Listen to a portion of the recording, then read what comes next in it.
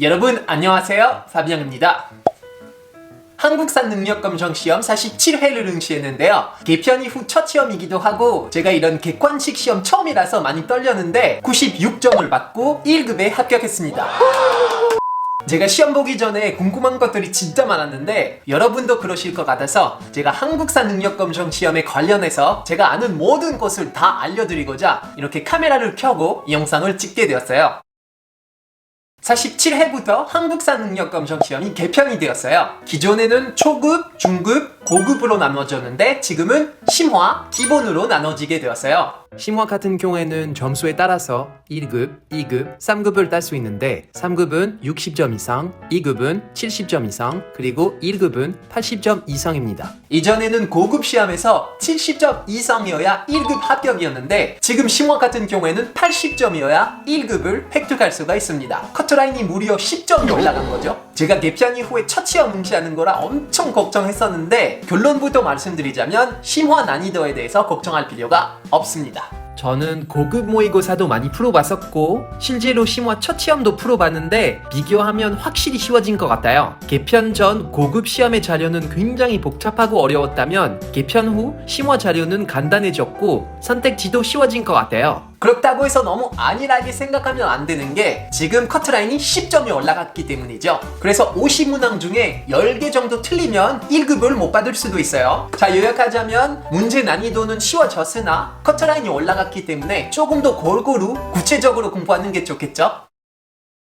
저는 3단계로 나눴어요. 하나씩 알아봅시다. 자, 1단계. 한능검 가장 중요한 것은 흐름을 파악하는 것이에요. 시기를 물어보는 문제가 많아서 시대별로 정리되어 있어야 하고 왕, 사건, 정치를 보면 바로 어느 시대인지 알 수 있어야 시험을 잘 볼 수가 있거든요. 너무 스트레스를 받지 마시고 꾸준히 성실하게 공부하다 보면 어느 순간 본인의 걸로 만들 수 있을 거예요. 저는 먼저 교재를 3번 읽었어요. 모르는 인물, 사건, 정책 등이 나와도 그냥 넘어가세요. 흐름을 잡는 것이 포인트예요. 3번 정도 읽고 아, 이런 일이 있었구나 하고 그냥 넘어가시면 돼요. 자세하게 볼 필요는 없어요. 그리고 저는 매일 오전에 한 번, 저녁에 한 번씩 이런 시간표를 봤어요.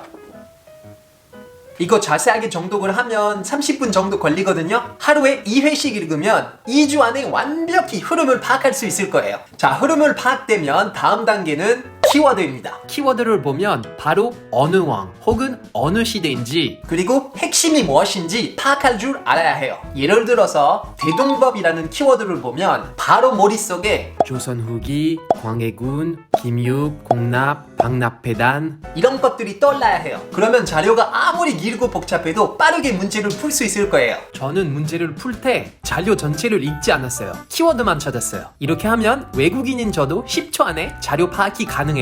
꿀팁 파트에서 제가 키워드를 쉽고 재미있게 연결시킬 수 있는 꿀팁들을 알려드릴게요. 3단계는 바로 기출이죠. 공부를 시작한 단계라면 처음부터 기출을 풀지 마세요. 최소 2주 정도 공부한 다음에 기출을 푸는 것을 추천해요. 공부하지 않는 상태에서 기출을 풀면 충격을 받아서 포기할 수도 있어요. 저도 마찬가지였거든요. 첫 모의고사에 58점이 나와서 깜짝 놀랐어요. 처음에 너무 낮은 점수가 나와도 걱정하지 마세요. 지극히 정상입니다. 인터넷에서 모의고사와 정답 낮춰줄 수 있고 유튜브에서 검색하면 해설 강의 무료로 들을 수 있어요. 서점에서도 기출문제집 구입할 수 있는데 저는 한 권 샀어요. 정리가 잘 되어 있어서 도움이 많이 됐거든요. 경제적 여유가 있으시면 책을 구입하는 것을 추천해요. 기출문제 연습은 많이 하는 게 진짜 중요해요. 후기를 보니까 아예 기출만 연습하고 합격하신 분들도 있던데 아, 대단한 것 같아요. 근데 중요한 게 단순하게 기출문제 푸는 게 아니라 선택지 5가지 하나씩 파악하는 거예요.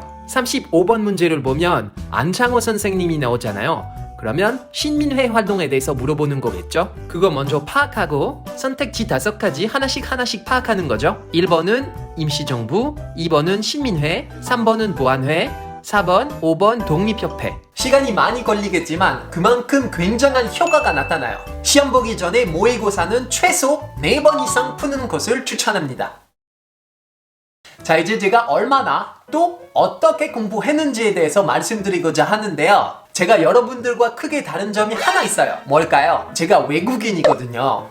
제가 아무래도 한글을 읽는 속도도 조금 다르고 모르는 단어가 굉장히 많아서 남들에 비해서 공부 기간이 조금 더 길었어요. 저는 2달 정도 공부했거든요. 여러분들은 저처럼 외국인이 아닌 이상은 그렇게 오래 안 하셔도 됩니다. 처음에는 가볍게 오전에만 일이 없을 때 3-4시간씩 공부했어요. 플랜을 짜서 공부했는데 전날 공부할 내용을 미리 정해놓고 저녁에 인강을 먼저 봤어요. 인강으로 내용 다진 다음에 책으로 더 깊게 공부하는 작전이었어요. 저는 인강은 2번 들었어요. 두 번째는 이미 알고 있는 내용이었기 때문에 제 생속도를 1.7로 돌렸어요. 이렇게 한 달간 공부하다가 마지막 한 달은 진도를 높였어요. 오전에 4시간, 오후에도 4시간씩 공부했어요. 시기별로 공부했는데 제가 상대적으로 잘 모르는 시기는 삼국시대와 고려시대라서 그 파트들을 조금 더 집중하면서 공부했어요. 시험에 골고루 나오긴 나오는데 수치를 보면 압도적으로 빈번하게 나오는 게 조선시대와 일제강점기라서 그 파트들을 조금 더 세밀하게 공부해야 해요.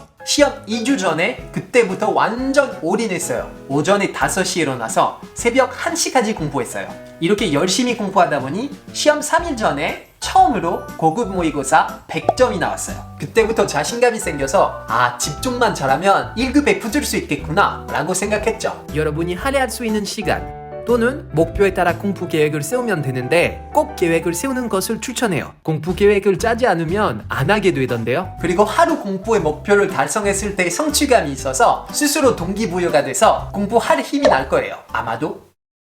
자, 지금부터 여러분의 합격을 도와드릴 수 있도록 제 꿀팁을 모두 아낌없이 다 알려드릴게요. 목표는 높게, 몸이 건조한 얘기일 수도 있겠지만 목표는 최대한 높게 정해야 해요. 단순히 80점, 턱걸이 합격 목표로 세우지 마시고 최대한 높게 잡으세요. 저는 100점을 목표로 시험에 임했는데 시험장에 들어갈 때 난 한 문제라도 틀리면 안 돼 라는 생각하면서 들어갔어요. 제가 높은 점수로 합격할 수 있었던 이유는 바로 암기팁 덕분이에요.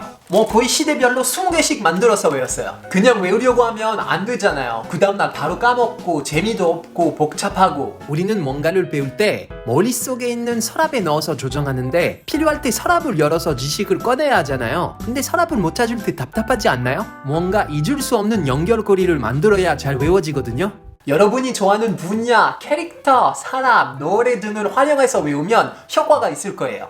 제가 출연한 한국은 처음이지라는 방송을 보신 분이 계시면 제가 어떤 식으로 외우는지 아실 거예요. 신라 통일 과정은 황산벌, 매소성, 기벌포 전투로 이루어지는데요. 신라에는 황갈매기를 떠올리게 해서 황, 갈매, 기 이런 식으로 외웠거든요. 동해에서 책화라는 풍속이 있었는데 동해, 책화, 동화책 이런 식으로 연결시키면 진짜 평생 기억할 것 같지 않아요?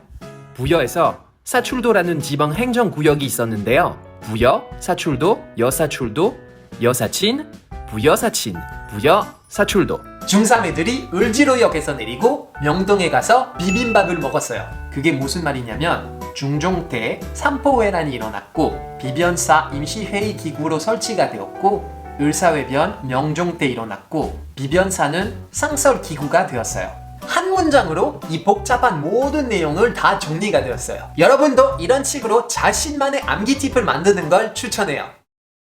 백문불여일견이라고 듣고 쓰는 것보다 직접 눈으로 보는 게 훨씬 좋아요. 저는 서울에 살고 있고 그것도 역사 장소가 많은 종로구에 살고 있어서 경복궁, 덕수궁, 종묘, 성균관대학교, 파고다공원 이런 곳에 쉽게 갈 수 있었는데 현장에 가서 사건을 떠올리면서 연습했는데 도움이 많이 됐거든요. 탑골공원에 가시면 원각사지 10중석탑이라는 탑이 있는데 기회가 되면 가보세요. 나중에 시험 자료로 나오잖아요. 그러면 절대 잊을 수가 없어요. 가능하면 문화재를 눈으로 보세요.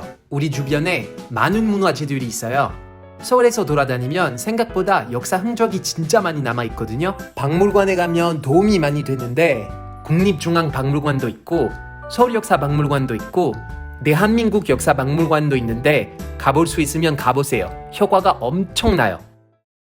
5,000원짜리 지폐를 보면 율곡이 그림이 있거든요. 율곡이 선생님이 과거 시험에 여러 번 장원급제를 하셔서 미신이긴 한데 뒷주머니에 지폐를 넣고 시험을 보면 합격할 수 있다는 얘기가 있어요. 도움이 되는지 모르겠지만 자, 저는 이렇게 한국사 능력검정 시험 심화 합격하게 되었습니다. 여러분도 무조건 가능합니다. 할 수 있어요. Vous pouvez le faire.